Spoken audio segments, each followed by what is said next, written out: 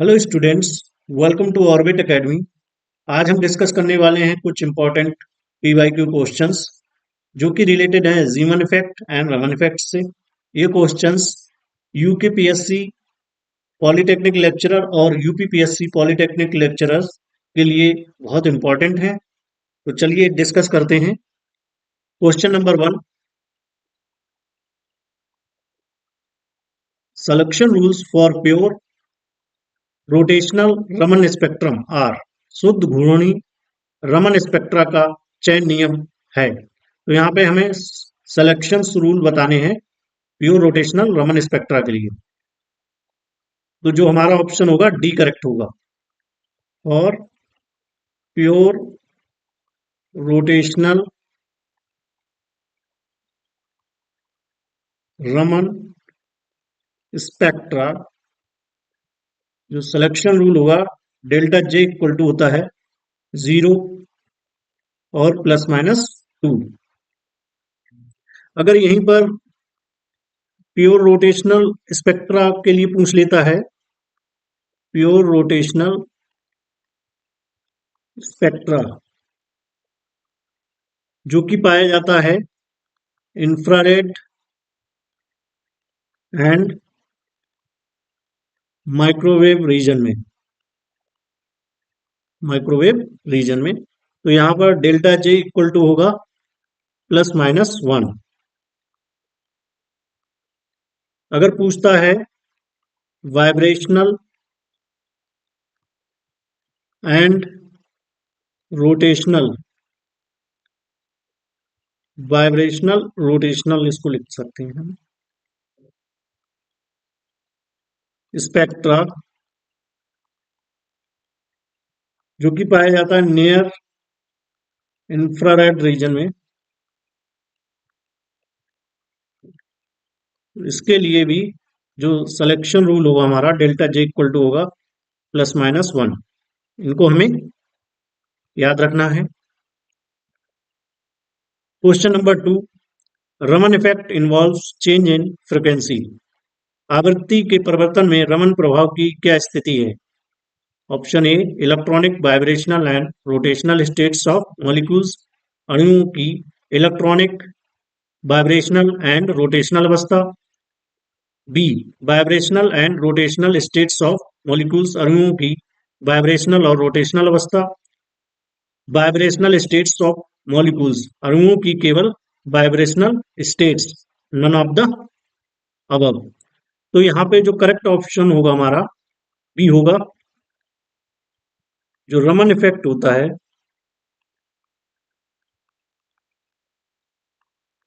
इसमें केवल जो वाइब्रेशनल स्टेट्स होती हैं, vibrational and rotational states,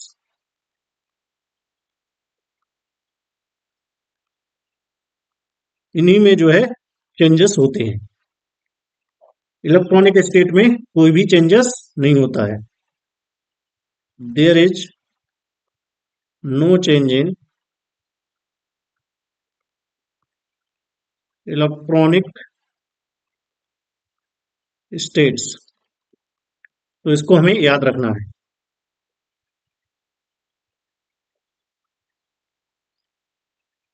question number 3, इन जीवन levels, the energy levels corresponding to up and down orientation have values in terms of magnetic moment mu and external field H।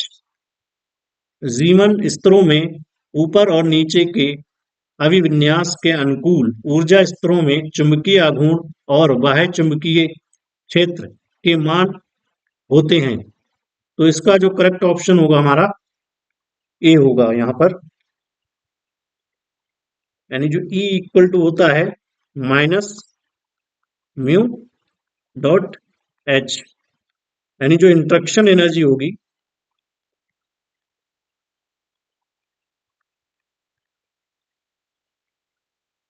इसमें दो case होते हैं, to possible cases.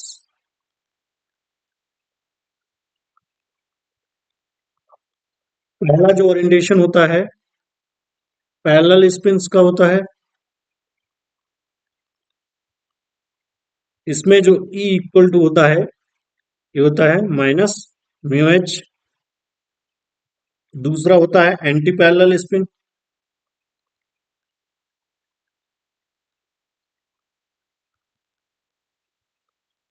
E equal to होता है हमारा mu H plus mu H. तो यहाँ पर दो पॉसिबिलिटी होती हैं इंटरेक्शन एनर्जी की, mu H and plus mu H, minus mu H and plus mu H.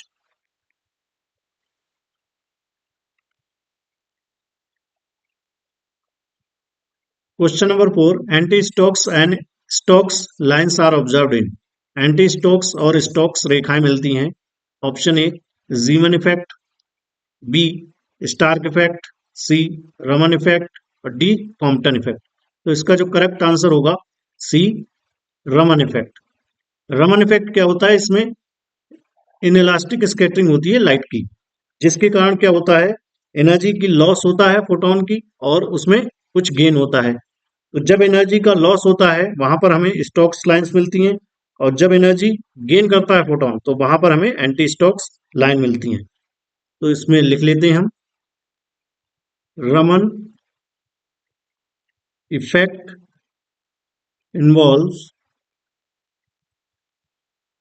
inelastic scattering of light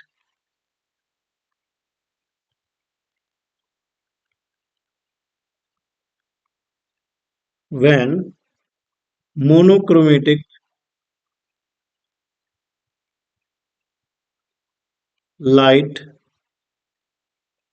falls on a molecule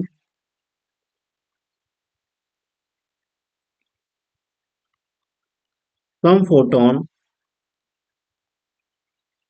some photons lose energy। तो यहां पर हमें मिलेगी स्टोक्स लाइंस, some photon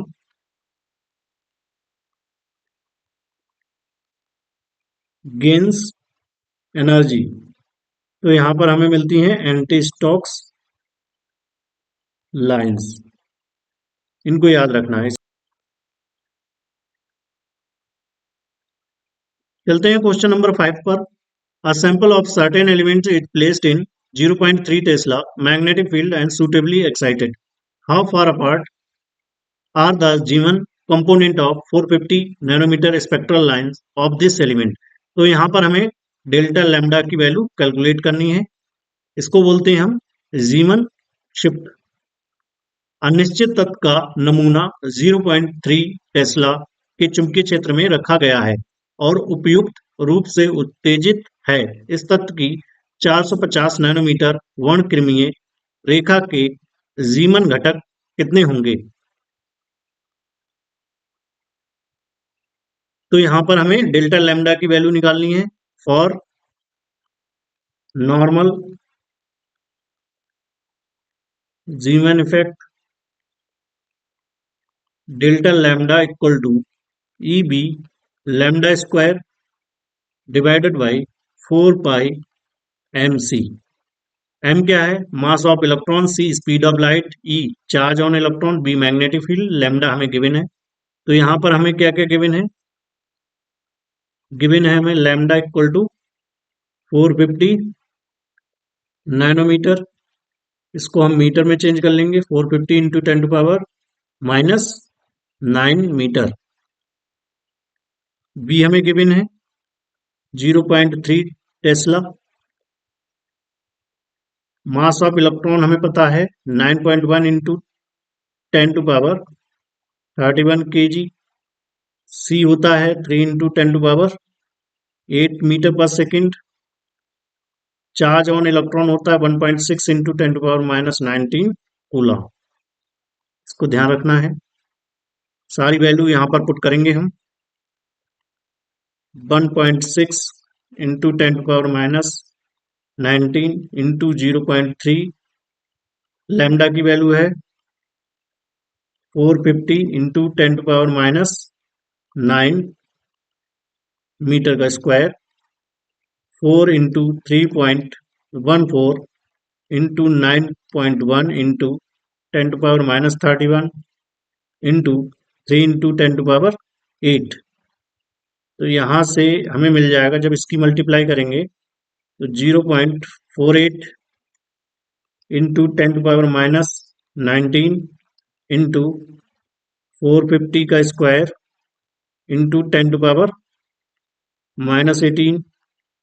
नीचे हमें मिल जाएगा, जब इनकी मल्टीप्लाई करेंगे तो हमें यहाँ पर मिल जाएगा 342.88 इंटू 10⁻31 प्लस 8। तो जब हम इसको सिंप्लीफाई करेंगे तब यहाँ पर मिल जाएगा 97200 डिवाइड बाई 342.88 इंटू 10⁻, यहाँ पर हमें मिल जाएगा 23 माइनस का into,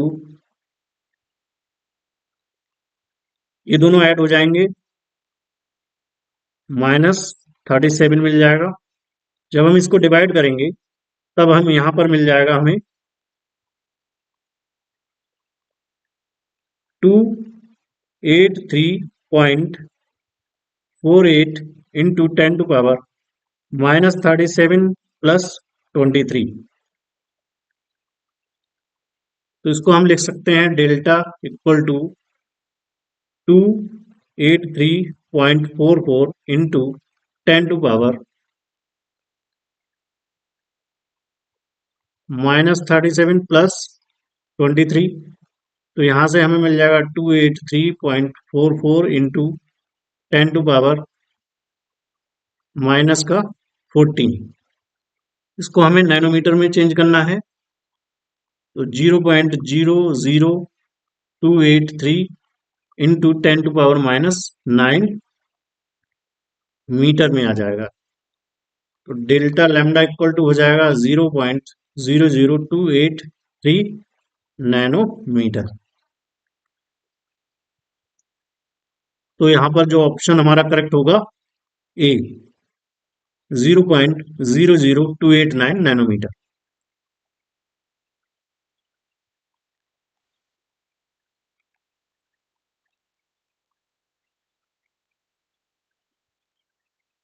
question number 6, in Raman effect the wavelength of the scattered light, Raman प्रभाव में प्रकीर्णित प्रकाश की तरंगदैर्घ्य, option A may be less, more और even equal to the wavelength of the incident light, आपतित प्रकाश की तरंगदैर्घ्य से कम, ज्यादा या बराबर हो सकती है। B is always less than the wavelength of the incident light, सर्वदा आपतित प्रकाश की तरंगदैर्घ्य से कम होती है। C is always greater than the wavelength of the incident light, सर्वदा आपतित प्रकाश की तरंगदैर्घ्य से ज्यादा होती है। D has no relation with the wavelength of the incident light, का आपतित प्रकाश के तरंगदैर्घ्य से कोई संबंध नहीं होता है। तो यहाँ पर हमारा जो ऑप्शन होगा ए करेक्ट होगा, मे बी लेस, मोर और even equal to the wavelength of the incident light. तो जो रमन इफेक्ट होता है, इसमें जो स्कैटर्ड रेडिएशन होता है ये 3 टाइप का होता है। There are 3 types of scattered radiation. पहला होता है हमारा रैले स्कैटरिंग,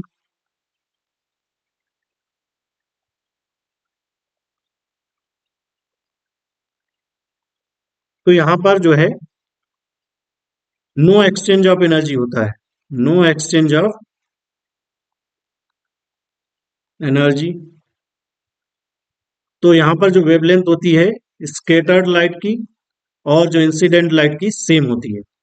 दूसरा होता है हमारा स्टोक्स लाइन, तो यहां पर क्या होता है, जो फोटॉन्स की एनर्जी कम हो जाती है, तो यहां पर जो स्कैटर्ड लाइट की जो वेवलेंथ होती है that will be greater than incident light. Third होता है हमारा anti Stokes lines, anti Stokes lines. तो यहां पर क्या होता है, जो इंसिडेंट लाइट होता है उसकी वेवलेंथ ग्रेटर देन होती है स्कैटरिंग लाइट की वेवलेंथ से। तो यहाँ पर हमारा ऑप्शन ए करेक्ट होगा, मे बी लेस, मोर और even equal to the wavelength of the incident light.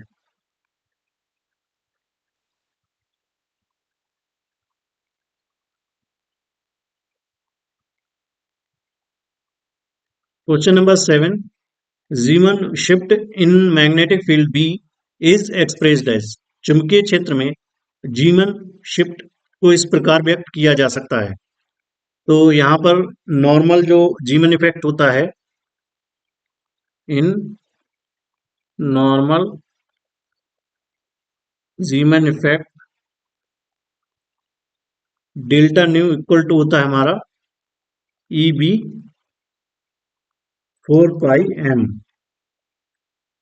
ये जो है फ्रिक्वेंसी की टर्म में होता है।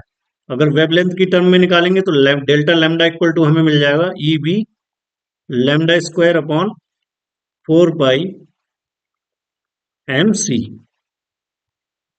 तो इनको हमको याद रखना है। तो हमारा ऑप्शन यहाँ पर करेक्ट हो जाएगा C. Question number 8, Raman scattering process Stokes lines are intense than anti Stokes lines. Stokes lines anti Stokes रेखाओं की तुलना में तीव्र होती हैं। B anti Stokes lines are intense than the Stokes lines. Anti Stokes रेखाएं स्टोक्स रेखाओं की तुलना में तीव्र होती हैं।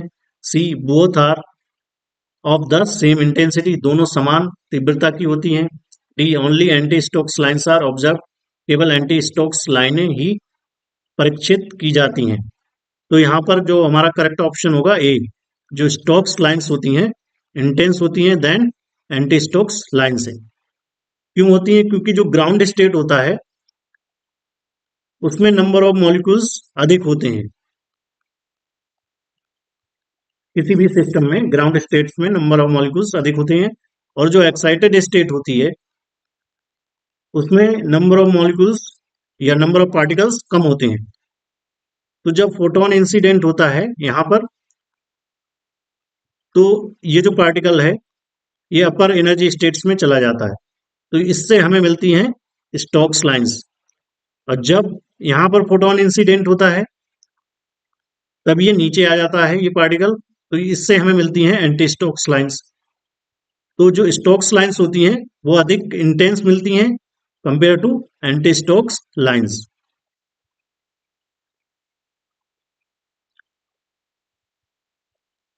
Question number 9, Raman effect is optical analog of. Raman प्रभाव प्रकाशिक समानताएं रखता है। Stark effect, Zeeman effect, Faraday effect and Compton effect. तो हमें पता होना चाहिए जो रमन इफेक्ट है इसमें जो है इनइलास्टिक स्कैटरिंग होती है लाइट की। Scattering of light. सेम यही केस होता है कॉम्पटन इफेक्ट में।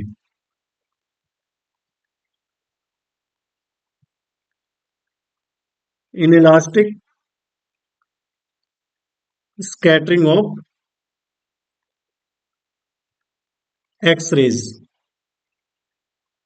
तो यहां पर जो करेक्ट ऑप्शन होगा हमारा डी होगा। Stokes and anti Stokes lines are related with, तो ये हमारा होगा रमन इफेक्ट से। इसमें हमें स्टोक्स, एंटी स्टोक्स और रैले लाइंस मिलती हैं। Raman effect occurs because of elastic collision, inelastic collision और न्यूक्लियर कोलिजन और नो कोलिजन। तो ये अभी हमने पढ़ा था, इनइलास्टिक स्कैटरिंग होती है यानी इनइलास्टिक कोलिजन होता है रमन इफेक्ट में। Question number 12, in Raman effect the spectrum of the scattered radiation contains lines whose. Raman प्रभाव में प्रकीर्णित विकिरण के स्पेक्ट्रम में वही रेखाएं प्राप्त होती हैं जिनकी wavelength is always shorter than the incident radiation. तरंग दैर्ध्य आपतित विकिरण की तरंग दैर्ध्य से हमेशा कम होती हैं। Be wavelength is always longer than the incident radiation. तरंग दैर्ध्य आपतित विकिरण की तरंग दैर्ध्य से हमेशा अधिक होती हैं। C wavelength are both longer and shorter than the incident radiation. तरंगदैर्ध्य आपतित विकिरण की तरंगदैर्ध्य से अधिक और कम दोनों होती हैं। Wavelength can not be determined. तो यहाँ पर हमारा ऑप्शन सी करेक्ट होगा। यानी जो स्केटर्ड लाइट है उसकी जो वेवलेंथ होगी वो ग्रेटर देन इंसिडेंट लाइट की वेवलेंथ से होगी, और जो स्केटर्ड लाइट की वेवलेंथ है ये जो है लेस देन होगी इंसिडेंट लाइट की वेवलेंथ से। तो यहाँ पर हमें जो है स्टोक्स लाइन मिल जाएंगी और यहाँ पर एंटी स्टोक्स लाइन।